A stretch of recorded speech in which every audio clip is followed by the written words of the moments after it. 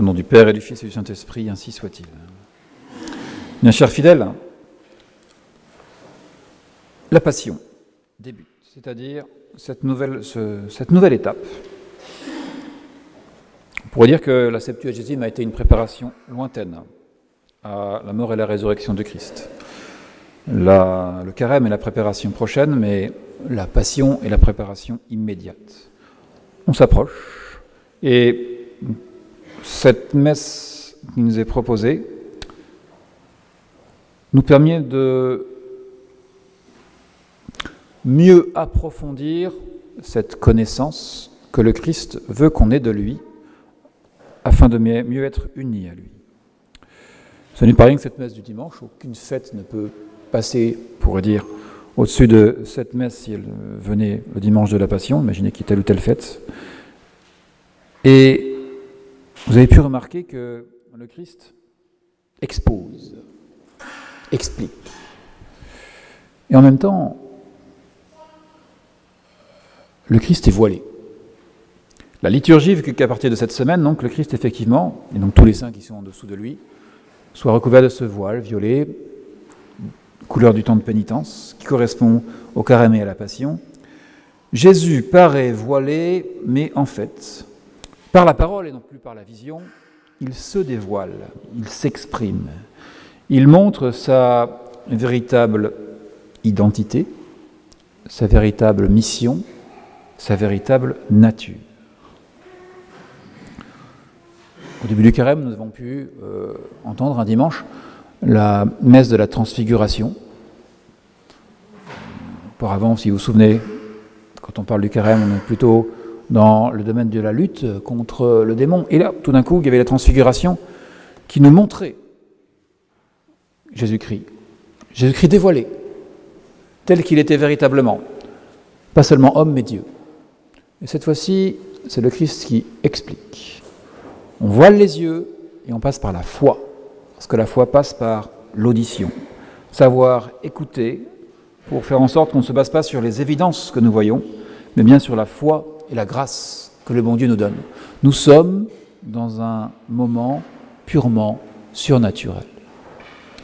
Cette exposition, elle est faite dès l'Épître, avec cette épître de Saint Paul aux Hébreux, pour dire que c'est même le cœur de cette épître aux Hébreux, qui nous montre qui est Jésus-Christ. Jésus-Christ est le Messie. Et il va être même dit médiateur. Pourquoi médiateur ? Il est le Messie, c'est-à-dire celui qui est envoyé, prévu de toute éternité par le bon Dieu pour racheter les hommes du péché, détruire le péché. Et il est le Messie parce qu'il est bien dit qu'il est le grand prêtre, le nouveau grand prêtre, le nouveau sacerdoce. Mais pas que grand prêtre. L'épître des Hébreux que vous avez pu écouter, que je vous invite à creuser, nous dit aussi qu'il est la victime, donc la grande victime. Par cette nouvelle alliance, qui va être scellée par le sang du Christ, il y a un prêtre, une victime, qui sera comme déployée dans toutes les messes qui vont suivre. Ceci est explicité par saint Paul. Et ceci doit être le cœur de cet approfondissement surnaturel que nous pouvons et que nous devons avoir durant ces jours qui nous séparent de Pâques. C'est la fin de l'Ancien Testament qui est comme montrée à nos oreilles, dévoilée, et qui montre que le Christ donc devient ce nouveau temple. Il n'y a plus ce tabernacle de l'Ancien Testament qui était d'abord une tente, puis ensuite est devenu le temple de Jérusalem. C'est le corps de Christ qui devient le nouveau temple. Et c'est ce nouveau sacerdoce, ce nouveau médiateur qui est là. Et le sacerdoce catholique n'est qu'une émanation du sacerdoce du Christ. Et pour tout le monde, pour tous les fidèles, c'est donc comme un homme nouveau. Nous sommes invités, selon cette expression qui est répétée dans saint Paul, soyons des hommes nouveaux, pour faire en sorte de véritablement suivre cette conclusion de l'Ancien Testament pour passer au Nouveau Testament. C'est ce qui nous est demandé. Alors nous sommes dans cette période, effectivement, en tout cas, de sacrifice, de pénitence, certes, pour ôter les obstacles, mais tous nos sacrifices, toutes nos pénitences n'auront aucune valeur s'ils ne sont reliés à ce grand prêtre et cette grande victime. Ils ont un poids dans la mesure où le Christ, si l'on peut dire, les touche, s'ils ont un lien avec eux. Et l'Évangile. L'Évangile est là pour nous dire, le Christ va plus loin, il n'est pas seulement le Messie, et celui qui se présente comme étant le nouveau prêtre et la nouvelle victime. Saint Jean nous montre un Christ qui se dévoile par la foi, qui ne fait pas de miracles, comme auparavant. Pourtant, il en a fait des miracles, on pourrait dire, si vous avez suivi toutes les messes de semaine que nous avons en carême, le Christ est présenté comme étant celui qui fait des miracles, donc celui qui a le pouvoir qui vient de Dieu, et qui utilise ce pouvoir pour montrer, pour convaincre les hommes d'avoir la foi. Le Christ montre la foi, mais il le fait d'une manière combative, parce qu'il est lui-même combattu. Si nous devons effectivement faire des pénitences, faire des sacrifices, c'est parce que nous-mêmes nous sommes combattus en tant que chrétiens. Le Christ fait dans la passion face à une tension, une opposition croissante de la part de ceux qui ne veulent s'opposer à la foi qu'il propose. Ce sont les pharisiens qui sont là, qui ne veulent pas le croire. Et le Christ est donc traqué.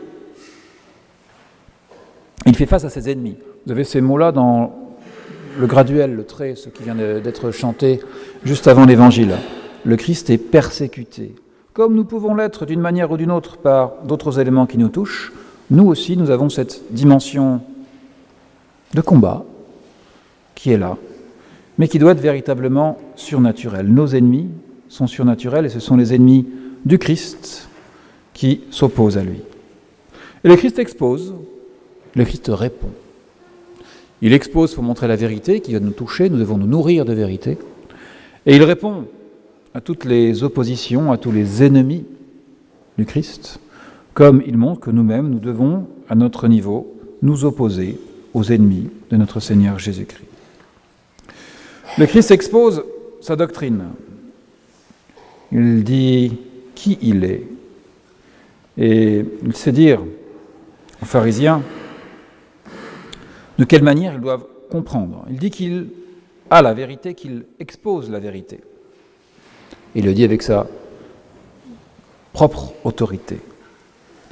Mais il va plus loin parce qu'il commence à parler de la vie et de la mort. Il dit, si quelqu'un garde ma parole, il ne verra jamais la mort. Il ne dit pas si quelqu'un garde la parole de Dieu, mais ma parole, ma propre parole. Il ne verra jamais la mort. Sa parole donne donc la vie éternelle. Sa parole garde de la mort. La mort, ça a été un thème qui a été exposé durant toutes les messes précédentes, durant la semaine. Vous avez dans toutes les semaines, les messes de semaine, des résurrections, celle de l'Ancien Testament, par des prophètes, Élisée, qui ressuscite un enfant.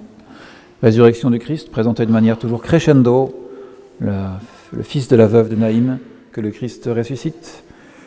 Lazare ressuscité, comme étant ce grand miracle de Jésus-Christ, qui ressuscite un homme qui est déjà en état de décomposition. Il montre, il dit, qu'il est le maître de la mort et le maître de la vie, car c'est la vie qui passe au-dessus de la mort. Et sa parole, donc, non celle de son Père, donne la vie éternelle. On commence à toucher du doigt la divinité du Christ, qui est explicitée, manifestée à la fin de cet évangile, avec cette phrase « Avant qu'Abraham fût, je suis ». Abraham, dit-il aux Juifs, c'est votre père, il ne dit pas notre père. Les Juifs, effectivement, disaient notre père Abraham, car c'est le père de toute la lignée, de la seule humanité des Hébreux, du côté génétique, on pourrait dire. Mais il est bien là pour dire, oui, c'est mon Père du ciel qui est le véritable Père. Et donc, si Abraham était obéissant, il s'était réjoui de me voir, moi, au début, et pour enfoncer le clou, comme le Christ sait le faire à des moyens, à des moments particuliers où il veut que les Juifs comprennent jusqu'où ils doivent croire en lui, avant qu'Abraham fût, je suis. C'est-à-dire, je suis dans l'éternité, c'est-à-dire, je suis Dieu. Le Christ, donc, se manifeste, dévoile sa mission, dévoile sa nature, dévoile son identité, et il attend que nous en vivions, puisqu'il est le maître de vie. Pas de miracle, il ne fait pas de signe, mais il expose. Ou plutôt, le miracle qu'il fait justement, c'est que à ce moment-là, les Juifs veulent le tuer, veulent le lapider. Mais ce n'est pas le mode de mort que Jésus-Christ doit faire. Son père, c'est que lui a dit qu'il avait un autre mode de mort à faire. Il devait mourir sur la croix d'une manière bien plus ignoble. Ce n'est pas le moment qu'il meurt. Il se voile et il échappe aux mains de ceux qui veulent le lapider, comme étant le maître de la mort, le maître de la vie, celui qui s'est exposé la vérité et celui qui sait véritablement nous montrer quelle est la voie du ciel. Alors bien chers fidèles, soyons surnaturels durant cette semaine. Sachons nous opposer à nos ennemis qui sont les ennemis du Christ, pas nos ennemis personnels. Sachons trouver cette dimension que le Christ nous propose. Il s'élève véritablement, passer par le côté sacré de son sacerdoce nouveau et unique, de son côté médiateur, de son précieux sang qui va être bientôt livré pour nous, en passant par son corps très saint que nous pouvons goûter à la sainte table.